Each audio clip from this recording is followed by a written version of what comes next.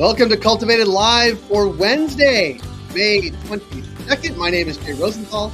I'm the co-founder of Cultivated Media and the host of this program, Cultivated Live. Since we launched, our goal at Cultivated has been to be cannabis industry first, providing you with the most important, insightful, useful, and many times, like today, timely information. We do that through our daily newsletter at Cultivated Daily. We do that through this daily live stream at Cultivated Live. We would love if you're watching us on LinkedIn to join us on LinkedIn. If you're watching us on YouTube, subscribe to our YouTube channel. And if you have not already, please subscribe to our daily newsletter. Get it in your inbox at 7 a.m. every morning. The best read in cannabis. I'm trying out a new tagline. So that's today's tryout of a tagline. Let me know what you think. Jeremy, my co-founder of Cultivated Media and editor-in-chief, is here today. Jeremy, welcome. Thank you, Jay. And we are also joined by Joe Rossi, the managing director and cannabis practice group leader at Park Strategies, the foremost lobbyist on all things cannabis in Albany. Joe, welcome. Good to be here. Thank you very much. How was that for an intro? It was pretty good. Some of it was true. Which part? Tell us what was true, but also give a bit about your background, and then we're going to dive into all things New York. We're going to talk about the governor. We're going to talk about the OCM. We're going to talk about card licenses. Give us background, and then we'll jump into the other stuff. Well, if anyone says they're a foremost authority in anything, they're lying through their teeth. But I have been lobbying in Albany for 16 years, 12 and a half with Park Strategies, a top 10 lobby firm here, founded by a former United States Senator, Alphonse D'Amato, who's 86 years young and just yelled at me about something the other day. We're a dominant firm in a number of different practices, and I've been on the cannabis beat since 2019 when, with my friend Alan Gandelman, we started what was the New York Cannabis Growers and Processors Association, which evolved into the Cannabis Association of New York, which I left in December. So with the roots, I feel like it's funny to talk about roots when we're talking about cannabis, but your roots run deep, obviously, on the file, both personally and professionally. Jeremy, Jeremy's having some technical issues, but he's going to be jumping in audio-wise too. Give us where you think we are in the New York cannabis rollout as we sit here on May 22nd, 2024, and then we'll dive into some different areas within there. Fine, I'll try to do a quick version of it because we all know the story. It got legalized on March 31st, 2021. The Office of Cannabis Management and the Cannabis Control Board really kind of came together in October of 2021. In January of 2024, the governor called the program a disaster. In March, she called for an assessment, a 30-day audit is what she originally called it, of the Office of Cannabis Management from soup to nuts, from top to bottom. That report got dropped on May 10th on a Friday like a bombshell. And we've been watching what has happened since. And obviously one of the biggest things that's happened since is the Dormitory Authority of the state of New York and its social equity program with Chicago Atlantic has apparently been shelved or altered. But obviously, a lot is happening, but we can jump in wherever you want. There's personnel issues at the OCM. There's going to be a new executive director, I guess, come September. That seat will be vacant. We learned about the fund, I think, after actually the review of the OCM. That was sort of late breaking news later as well. Jeremy, are you back? I'm back. If you can hear me, I can hear you. You're frozen, but you're frozen in a mediocre place. So it's not an ugly freeze. It's a mediocre freeze. Great. Well, I will do my best to get through this. Joe, thanks for joining us again. I think, important for viewers to know the genesis of this conversation came about that, Joe is a good follow on social media for all things New York cannabis. We've been engaging. Last week, we had a former member of the Office of Cannabis Management on our show. That was Aaron Gittleman. And we wanted to give, a forum for respectful discussion around New York cannabis, right? And I think, Joe, you have a lot of counterpoints to some of what Aaron said, but I want to sort of frame the conversation with this. You've been in Albany a long time. You've been at the same firm for 12 years, in Albany for 16 years. Have you seen situations like this with the formation of new agencies? Like, are there any rhymes that you can see with what's going on in cannabis with other issues he worked on in Albany, and sort of set the stage for us there. No, I've never seen anything like this before. I've seen some crazy stuff in Albany with senators disaffecting from their parties and creating fusion governments with a different party and that stuff. And obviously there's been issues with fraud and stuff like that in Albany. I've never seen something like this happen, where we all watched it from the beginning. We saw it happening together. We weren't surprised by the Pentagon Papers explaining what happened. We watched this all happen. It was an extraordinary thing to witness. And in your perspective, what were the root causes of, I think it's safe to say that there was dysfunction, both within Hochul administration and at the Office of Cannabis Management. What were those sources to you? Not necessarily who's to blame, but what are some of the ultimate causes here? Yeah, look, and I provided you guys kind of a New York cannabis past, which is a walkthrough of everything this office did. First and foremost, we have to point out this is not an indictment on every soul that worked for the Office of Cannabis Management. There are some extraordinary public servants over there that I've been dealing with. Aaron was one of them, actually, who was responsive to the basic functions of public service. And there's some extraordinary folks still there, and I always insist on pointing that out. But there was, as pointed out by the Office of General Services, and a pretty sobering, unemotional report, that there was inexperience at the helm. I think everyone, knew that and saw that.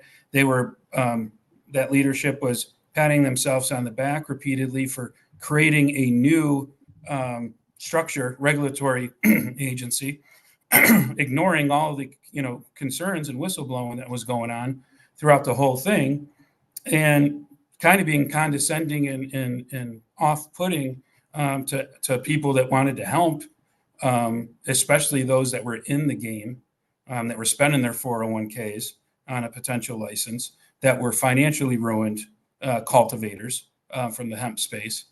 And so my primary thing, I think, was they didn't have the experience to listen to your critics and bring them in and yell at them, and then have them yell at you, and then come up with some type of resolution. But don't think you're the smartest people on God's green earth on this topic. There's people that have ancillary talent and skill that they can offer you on technological support. Jeremy could use it now. But in general, there's people out there that could have been helping. We were living in the dark. The one thing I'd say about this report, and I applaud the governor for doing it, it shined light on what it's like living in the dark. And we were, representing applicants and so on in this space. That was abnormal. In the time I've been in Albany, it was abnormal. Let me just cite Senator Liz Krueger from yesterday, from the New York State Senate Finance hearing, confirming the new dormitory authority of the state of New York's president. She said, I think probably all of you have met with card holders who got this system, who got caught this system, and have heard, in my opinion, some of the most disturbing things I've ever imagined coming out of a government-operated program. I think it was government malpractice that was exposed. This was not something that you see every day. The New York State Comptroller does audits of state agencies, and nobody's perfect. But this was beyond the realm of imperfect. It was dereliction of duty in some spaces, and complete malpractice in others. So let's talk about the report that was released earlier this month. Joe, what were some of the most pertinent details to you when that report dropped? Well, when the report dropped, it was 31 pages. It took me like 3 installments of time to read it because my blood was boiling as I read this, representing, again, those folks that are spending their 401ks and that were financially ruined cultivators and so on. The most concerning was the task force found that the OCM did not intend on reviewing all retail license applications it received, while still accepting their non-refundable applications fee and requiring many applicants to execute leases or purchase property that at the first of every month they were writing a check, thinking that their dream was still alive. We found out that the Office of Cannabis Management underspent its fiscal year 2023-2024 budget by $26 million. We found out that structurally, the OCM's executive director had 8 direct reports, most of whom do not oversee operational areas. We found out the people that were writing the policy, especially on the social equity stuff and the extra priority applicants, so that were then overseeing the application process. Is that complete market manipulation or not? I'm not burdened with a degree in law, but it was pretty freaking bad. What people are trying to say out there, and I appreciate people's loyalty to Chris. You got to, you're always loyal to the people that helped you out and it took care of you. I appreciate that. I understand that. But you got to also, you don't take the manager of the Yankees job and then blame the hitters for what happened. You got to fall on that. What they're also trying to say is, but wasn't the Office of Cannabis Management's Cannabis Control Board overseeing the Office of Cannabis Management? Wasn't that their responsibility?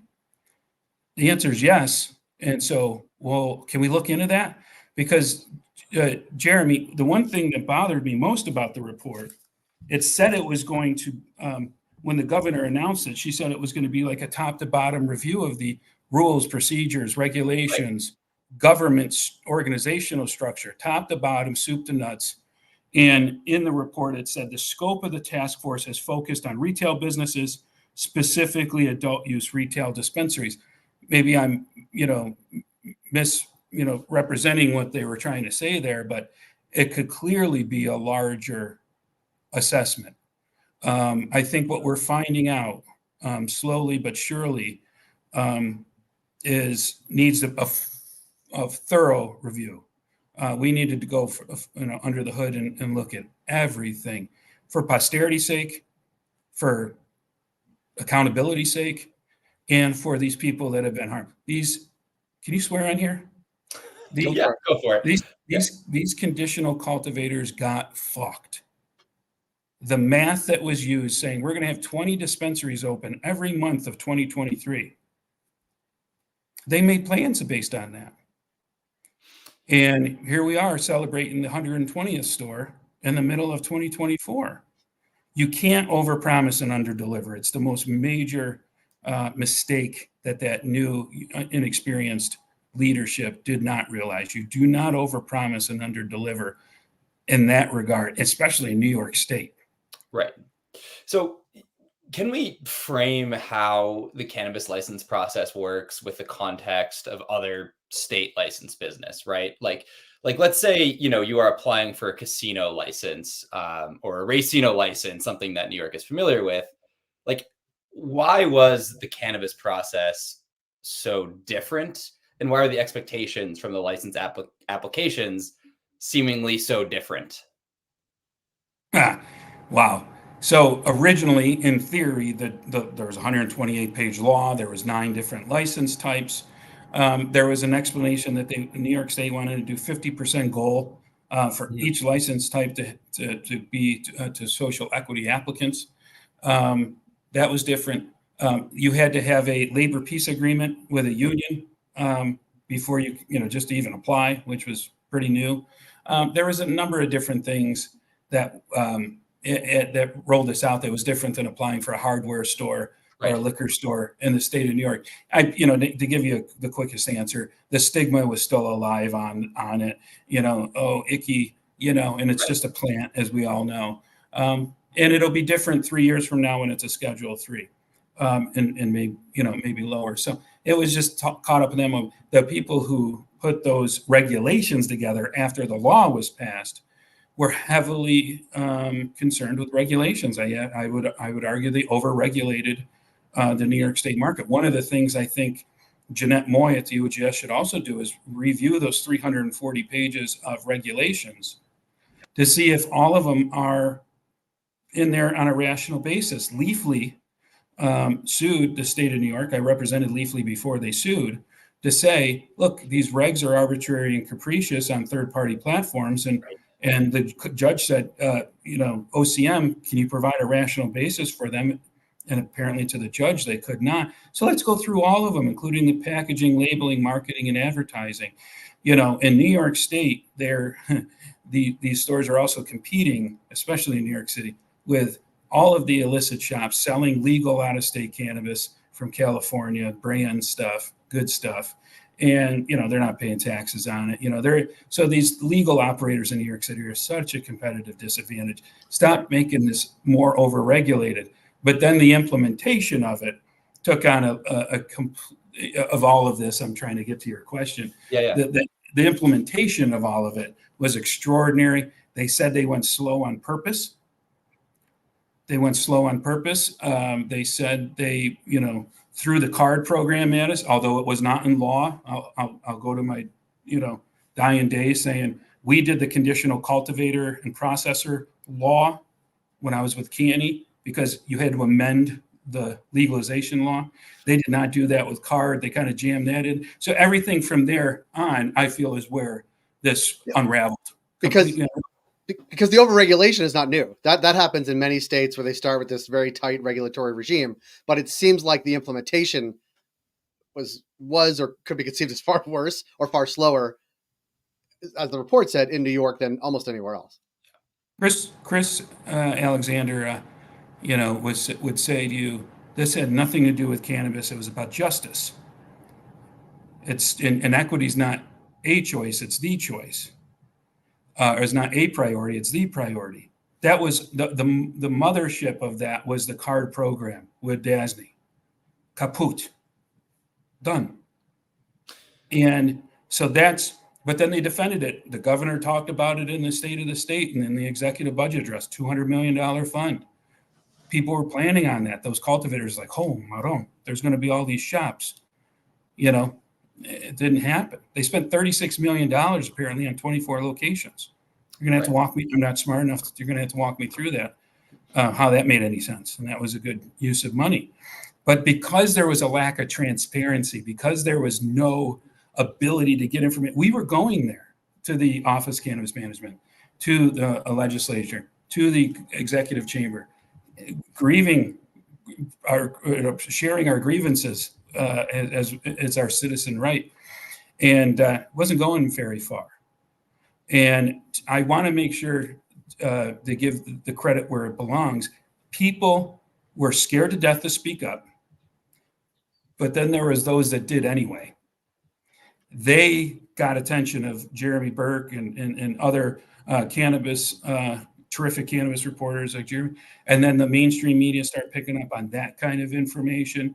And then since George Washington, the politicians respond to bad press. Right. And that's how we kind of got to a resolution. But how we got here is almost irrelevant.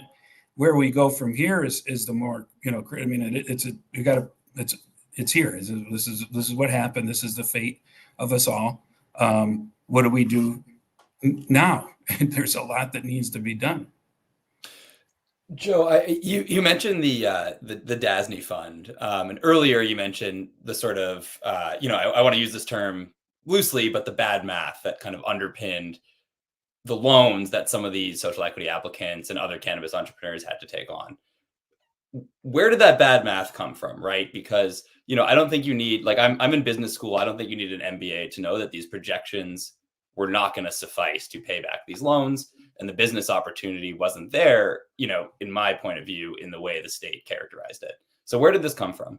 I can try to answer this in our time frame here. Sure. Yeah, I know it's a big we can extend the time. We got lots of people watching. We got time. Yeah. They created a social equity investment fund with Chris Weber and others. That was supposed to raise $150 million of private funds for this concept. That did not happen. Reuben McDaniel, who was the president of the Dormitory Authority of the State of New York and a Cannabis Control Board member, was like, oh shit, I got to figure out some other stuff. Chicago Atlantic came to him with an offer he couldn't refuse. And that's how that's materialized from there, is my 2 cents on the topic. The card licenses were only supposed to be to 150 New Yorkers first, then it went to 300, they doubled it, then it went to 463, everyone that submitted an adequate application. But at the same time, in a parallel track, the illicit stores were operating over and over. So these folks in New York City with this card license and getting offered this $1.3 million loan for 10 years at 13% interest by Chicago Atlantic and Dormitory Authority, and they're like, and I'm going to be surrounded by 19 illicit guys. These guys are street smart. They don't trust government, but they're street smart, and they say, I don't know about this. That's all that kind of went down. It was to save face for this program, for this concept, for the Seeding Opportunity Initiative that started with the cultivators. That's let the hemp farmers grow, financially ruined a majority of them. And, you know, so they can supply these stores, which didn't materialize in any stretch of the imagination as they intended it to be. But again, we're here now. I've been pushing since the beginning of January. I stuck my neck out there, and if the governor ever doubled down on this DASNY program, I would have been screwed. But I started this year by saying, look, license everyone that got their own locations. Right. There are people in New York State, black, white, young, old, gay, straight, rich, poor, male, female, non-binary, whatever you want to say, that had their own locations for a dispensary and were wanted to go from Brooklyn to Buffalo. What's the common sense? What am I missing here? Oh, Joe, but they have money. Yeah, this is still capitalism. This is not. What the hell are you talking about? We have to suffocate the illicit stores. We got to open up more stores. Why aren't you licensing them? And their answer was, we know what we're doing, Joe. We know what we're doing. And I said, you know, this is where you call people like me in, you know, I wear a suit and tie, I come to Albany, you yell at me, but you kind of, we hear each other a little bit. Right. What's there to talk about? Oh, okay. So here we are. And thankfully people did speak up. The control board started speaking up. Jennifer Gilbert Jenkins started speaking up. Tremaine Wright started just demonstrating independence from the office.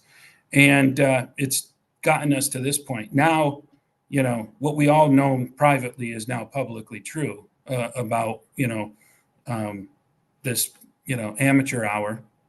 But we just got to figure out what needs to happen going forward. And I can hear them now say, oh, yeah, it's easy for you to say on the other side of the screen. You're not sitting here. You're not dealing with all these problems. Look, if I had these problems and they weren't giving me people to hire and I had 26 million, I would have to have someone explain to me what's going on. But if the state wasn't giving me people to hire, that's not their fault. I'm in charge. This is my agency. I go to the director of state operations in the governor's office and say, look, I'm going to quit today. And I'm calling the New York Times because you are flagrantly keeping this office understaffed. We need more staff. And if you don't do it, I quit. That's what we needed a year and a half ago. So now everyone's trying to, you know, I don't think it's a blame game. I don't think it's finger pointing. By the way, getting sideways with the governor of the state of New York has never been a smart move since DeWitt Clinton and Teddy Roosevelt and Franklin Roosevelt and Andrew Cuomo. And I just assume under Kathy Hochul. So I'm not going there. But there's a lot of responsibility and accountability for how we got here. But at the same time, you know, Jeanette Moy, I'm blown away, impressed with her transparency, her clarity, her consistent updates. Seems like she's really, you know, not just talking the talk, she's walking the walk here. So there's some faith there. But then let's go back to where everyone really is. Yeah, but Joe, when am I going to be reviewed? In the November queue, in the December queue? Am I going to be able to apply again this year? The answer is no. You're not going to be able. It's May. We're not even halfway through the November queue. No, it's and there's more licenses to go out that we haven't even offered. Cooperatives, nurseries, on-site consumption, delivery. When were we ever going to get there? Who the hell knows? But thankfully, we're on a different track now. You know, and it's not personal; it's business. You know, Chris was making $200,000 a year at the Office of Cannabis Management. He got it. They're not re-upping. You know, I mean, it comes with the territory. You know, I bet he's a terrific human being. He's not the greatest leader. I want to ask this question carefully, right? New York politics, given what it is, excuse me. The MRTA passed the bill that legalized cannabis passed under Cuomo in 2021. Hochul took over and from an amateurish outside perspective, it seemed like standing up the OCM, fulfilling the promise of the MRTA, was not necessarily a priority of Hochul's to begin with. She let the cannabis people do their thing. And there was some, I think in speaking with Aaron last week, there was some finger pointing, right? About why is Hochul getting involved now, like too little, too late. She's the only person who could. Right. Out of the 20 million, not to interrupt you, sir, but out of the 20 million New Yorkers, who the hell else could have done it? Nobody else. If she didn't do it, no one could have done this, time out and say, hey, God, what the hell is going on here? I need somebody to check my engine. I need to find out what's going on. And you're absolutely right. Governor Hochul took over in August or September of 2021 under a cloud of, misinformation about nursing home deaths and still rolling out a COVID vaccine for the first pandemic in 100 years, dealing with a lot of stuff. But what she did do is call an extraordinary session of the legislature within a week of being appointed to finally appoint a chair of the control board and a executive director of the Office of Cannabis Management. They ended up being the same people the legislature wanted to appoint that they told Andrew Cuomo they wanted to appoint. And Andrew Cuomo did not think they could do it and did not appoint them. And then obviously, fate took its course with Andrew from there. But I'll give you a little bit longer story. Andrew Cuomo was America's governor at the beginning of 2021. He was on the cover of Rolling Stone magazine. He wrote a book. He was America's governor. His COVID briefings were nationally watched. Right, March 2021, things started falling apart for him. But he wrote a bill called the CRTA, the Cannabis Regulation and Taxation Act. I was studying that thing like the Torah, figuring that was going to be the bulk of the New York State legalization law. The legislature wrote a contrasting bill, an alternative bill, a progressive version of legal with on-site consumption, with home grow, with delivery, with smoking on the sidewalk, with 3 ounces on you. Usually 2 bills in Albany, they become one. You negotiate this out of that, and they pressure test it and so on. And when that bill got passed, it was more like you pass your bill and the governor will sign it, and that's what happened. And if had it went through the normal process, it might be a lot different. But I think there was an emboldening success there for the advocates who became the bureaucrats to take it to the next level, not following any best practices on how to start a state agency and setting up a regulatory body, and insisting that they were doing it slow on purpose, and it was they were creating new government or something. And how did that go? That's where I'm going to ask the media to start leaning on the real experts in this space going forward, because you had a lot of charlatans out there acting like they knew what they were talking about in Albany. You can't get rid of them. That program is going to be there forever. That's in stone. That's not going to. It's with all due respect, there's power concedes nothing without demand. It never did, and it never will. That's a Frederick Douglass quote, a good New Yorker. But it's the truth, too. The government ignores you until they can't ignore you anymore. And that's, just deal with them. And we had to get it to that level. And thankfully, it did. And, I applaud you, Jeremy, Jay, for putting this niche, media thing together, where you're focusing on all these other states, all these other countries, but you're helping us know what's really going on in New York. Your attention to these issues, that's the power of the fourth estate. Yeah. If you guys weren't showing us this, if the people weren't speaking up, you wouldn't have been picking up on what they were putting down. And then if you didn't take it another step, the national media, the New York Times and so on, they wouldn't have picked it up. Right. And if they hadn't picked it up, the government would have been able to ignore it. So thank you. It's really why I wanted to do this show, is to thank people like you, Jeremy, and Jay, that are doing this. Well, look, I will take, I'll take the kind words. At the same time, it is not, it's not about me. A journalist is only as good as its sources and as good as the people that we talk to and listen to. And so, I want to make that very clear, right? Like, it's very smart people have been speaking up on all sides of the coin and all sides of this issue, right? Well, Like I'll go a step further and say Rosalind Adams for the city deserves a Pulitzer for what she's exposed with this dormitory authority thing, which none of us would have known about, right? Had not she had the guts. So, in that sense, it worked. Democracy worked, right? In that sense, it's come together. But again, prior to this, shit sandwich, nothing we can do about it. It's over. Where do we go from here? That's the kind of conversations I'm hoping to have with you and a whole bunch of other, folks in the next days, weeks, and months. I really can't see past Friday at this point in New York State cannabis. Joe, what do you think is going to happen in 5 years? I don't know what's going to happen after Memorial Day weekend. Right. We don't know in New York State. Let me ask you. I mean, let's take the last few minutes, and I do want to ask you that future-oriented question, right? But I'll ask it in this way. Like any hot button issue, cannabis legalization, it's becoming, a national issue, and it may be in the November election.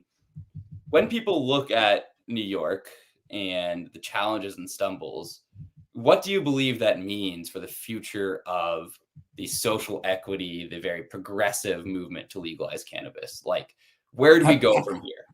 Objectively, it set it back because, New York said, we're going to do it bigger and better than anyone, and it ended up being the worst. Mm-hmm. Now, here's the thing on social equity that New York State did right and did have transformative action. 400,000 New Yorkers had their records expunged. Right. When that bill passed. If you were in holding just for a marijuana conviction at that moment, you were free to go. If you're 16 years old, you don't want to smoke, crack, and you don't want to get drunk, and you want to smoke lovely cannabis on the street, cops are not going to break your balls. Right. That transform. Do they deserve more from the bullshit they had to deal with cannabis prohibition rules? Absolutely. Take the money from the taxes and bless those communities. That's where I don't know if doing these schemes are the way to go, like the card program. If you're going to do that, and if people like Crystal Stokes want to do that, pressure test it in Buffalo first. Let the people sue. Let them say it's unconstitutional. Let that play itself out, but don't hold the rest of the state hostage in that moment. You can be creative with social equity and cannabis in New York State. Just, do it the right way. I mean, every person that we were going to in New York State that had something to do with the creation of the MRTA, they wanted us to know about it the minute they met them. I wrote this bill. I've been working on this bill for 52 years. That's great. Well, when shit hit the fan, no one, the victory's 1,000 fathers and defeats an orphan, right? But we were coming to those folks at that period of time saying, we're here to help. We want to. Did you know this is going on? You're so busy with everything else. In fairness, you got other stuff to focus on. Do you know these realities that are going on out there, these real life implications? And instead of, being condescending and off-putting and ignoring, maybe going forward, we do a little bit more, collaboration in that sense. Have you seen, I think you raised a really interesting point in testing these frameworks within communities themselves, like using Buffalo as an example, seeing how the community reacts or the courts react if the tax structure even works in the first place. Have you seen that model used to great effect elsewhere? Well, you guys would know better than me, but when I hear about, San Francisco did this first, and then in LA tried that, and Oakland has done this. It's kind of where I get that concept, quite frankly. And in New York, we were just like, no, every person on a sidewalk in New York can smoke a blunt. Right. We were like, let's just go. Let's everyone, and I'm not saying that's a bad thing. I'm just saying like we those things might have been pressure tested if they were negotiated normally. And I pointed that out too. So none of this is normal. It's going to be a Schedule 3 thing, soon. Who wants to make $100 bet that Joe Biden's going to say at the convention? And if you elect me in 4 years, we'll deschedule cannabis. Right. It'll be the law of the land, and we'll finally legalize it. So that's all kind of happening. So it's just this it's never stopping roller coaster. It's kind of thrilling at the beginning, but like, Jay, I tell people now that reach out, we need your support, we need your guidance, we need your wisdom and help, as we go through with this. I say, when you get on a roller coaster and it has that sign, like if you got a bad back, or you got heart problems, or you're taking heart medicine, or you're pregnant or something, I do a warning like that. Like, do you know how fucking crazy this is? Do you know how this is not normal? It's not going the way of logic. It's bizarro world. Because if I wish I did that to some of the first clients, that they would have been a little bit more prepared. But I work with some great people at Park Strategies, and I'd go into them over the last few years and be like, I feel like I'm living in bizarro world. And they're like, you are living. Thank you. Yeah. One final question for you, Joe, and then we'll kick it to final thoughts. Chris Alexander, the leader of the OCM, is set to step down in September. Not that we know, or you might know who the next leader is, but what would you look for ideally in a leader? Like, who is the right person to take the next step with New York Cannabis? Well, for one, the governor's original calling for an audit said that after 30 days, they were going to decide if they needed to get external consulting. Like, are we doing that? Can we get by with an acting for the time being? Can we kind of like take this over like a restructuring board, like when a city goes insolvent, and somebody comes in and run it? But most importantly, someone who has at least 5 to 10 years experience in government administration. I would say 10 years. I mean, you can't run a state agency in the state of New York without knowing how that's done and who the processes people are and who to give hell to, and who to ask politely and all that stuff. You can't come in, especially now that you're cleaning up a colossal mess. I push the question back: who wants the job? I imagine the morale's in the toilet there. I imagine some people are thinking of resigning when Chris leaves, like they did when Axel left. That stuff's going to be happening. So it's going to get worse before it gets better in New York State cannabis. There's no sugarcoating that, and don't let them sugarcoat that. How about the head of the OGS? Get them in there. They have a thorough understanding of what's going on there now after the report. Well, 100%. And Jeanette Moy's been impressive, but some of this might have to be an inspector general, review. Some of it might be the state comptroller. Wait, how did you spend your money? What else were you? No one gets caught the first time they make a mistake. Right. This is stuff that we're just finding out. Like what else don't we know? The fuck was going on? I don't have any joy in Chris Alexander being kind of publicly ridiculed for his leadership. But if it wasn't true, why are you still there? Why would you hang out? And my other point is, if it was this bad of government malpractice, why did you give him 4 months? Yeah, so there's a lot, for every answer, when you're left in the dark for long enough and you start getting some answers, every answer creates like 20 more questions. Right. Yeah, but like what, this. So that's, I think, where a lot of us are. And I want to encourage everyone out there, and including the media, hopefully, to, stay on it, because there's real life implications tied into this. A lot of people blew their money on this. A lot of people took those loans that they'll never be able to repay. And let's never do that again. Let's just do this normally, Yeah. Well, Joe, we really appreciate you joining us. We appreciate your cogent thoughts, and we'll have to do this again in a few months when we have more changes to New York cannabis. We'd love to when it's all rectified in a few months. Yeah, when it's all fixed. That's right. That's right. Doing a heck of a job. Yeah. Well, listen. Thank you so much. Really appreciate you, and keep up the great work. And everyone, sign up. I get this in the morning. It's a great. Please do. It's on my shirt. Yeah. Joe, if you don't mind staying on just for 1 second while we wrap the show, we won't have any awkward transitions. Thank you, Joe, first of all, for the kind words, but also for your insight, your knowledge, and your openness to actually say all those things, because that's also not always common with people who work in and around government. So thank you so much for that. That's it for today's Cultivated Live. Again, thank you, Joe. Thank you, Jeremy, for your time. We encourage you, as Joe did, to subscribe to our newsletter at cultivated.news. It's also on Jeremy's shirt. Follow us on LinkedIn. Smash the subscribe button on YouTube. And for those that are watching on Twitter or X on Jeremy's feed, thank you for doing so there. Tomorrow is Thursday. We will be joined by Krista Raymer of Vitrina Group. We'll be talking all things cannabis retail. That is tomorrow, 10 a.m. Eastern, right here on LinkedIn and YouTube. And remember, even if it's very challenging in New York, buy cannabis at your local legal dispensary. You may have to drive a bit, especially in upstate New York. But thank you all for joining us here today. Joe, Jeremy, thanks again. We'll do this sometime again soon. Thanks. Thank you.